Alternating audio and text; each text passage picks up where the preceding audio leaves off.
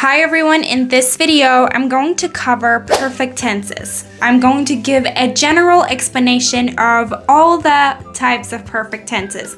For many students, they're really hard to understand, and I know that there are stages of learning perfect tenses. You cannot immediately just get to know what are the perfect tenses and just immediately bring them into use. It takes time, and I think it's a process learning and activating perfect tenses. In today's video, we're just gonna cover these tenses in a general way so that you get a foundational understanding of the perfect tenses, which is necessary for the next detailed explanation of them so that you'll be able to bring them into use. And in the end, all of this will lead to your speaking, and it can feel quite scary to just without knowing perfect tenses and get that familiarity without getting familiar with the perfect tenses. It's easy to get into judgments and to judge perfect tenses and be like, oh, this could be a hard grammar, or this is hard, this is scary. It's just really easy to overreact to perfect tenses and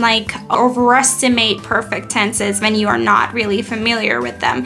What are the perfect tenses anyway? All the perfect tenses give the idea that something happens before another or an event. Listen again. All the perfect tenses give the idea that something happens before another time or event. Okay?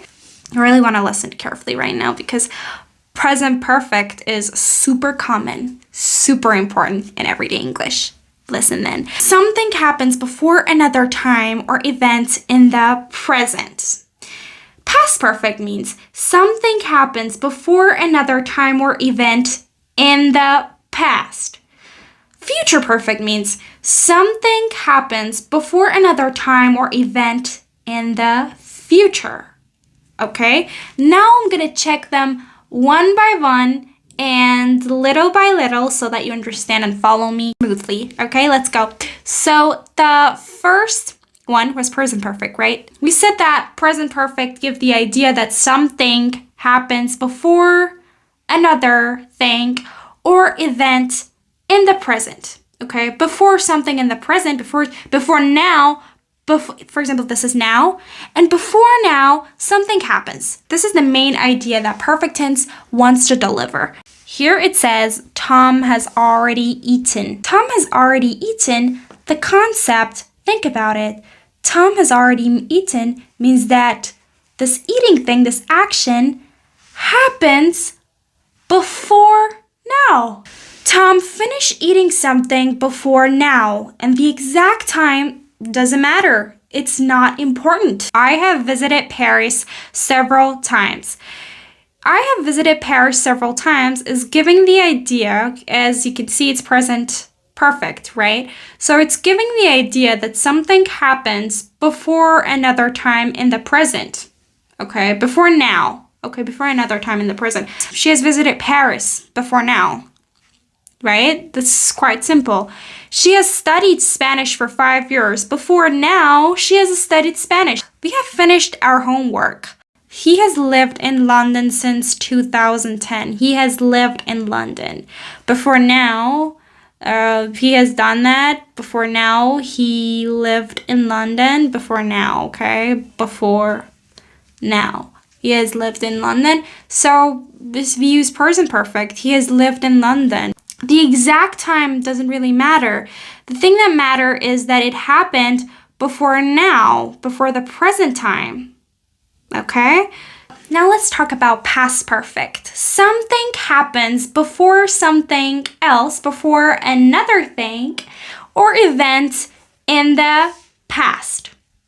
Think about it. Something happens before another thing in the past. Okay?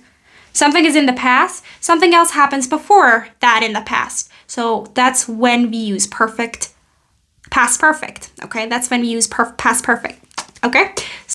Tom had already eaten when his friends arrived. So first Tom finished eating, later his friend arrived. First Tom finished eating. Okay, this is in the past, okay?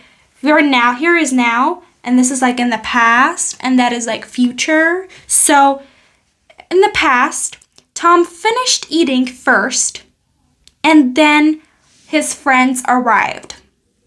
Okay, both in the past, but Tom first finished eating, and then later his friends arrived. So something happened before something else in the past. Okay, so she had done her homework, so she was happy.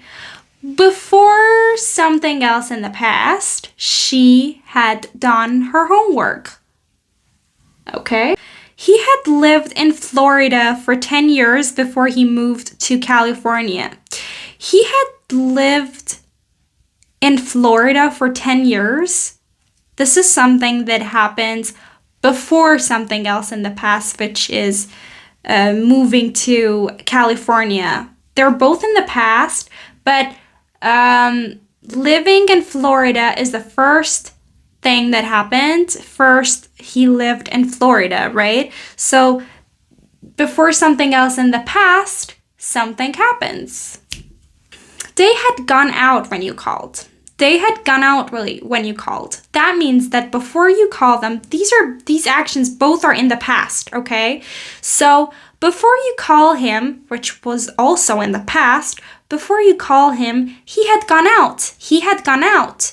It's something that happens before something else in the past. That's why I use past perfect tense. Now let's talk about future perfect. That's exactly the same thing. Something happens before another thing or event in the future.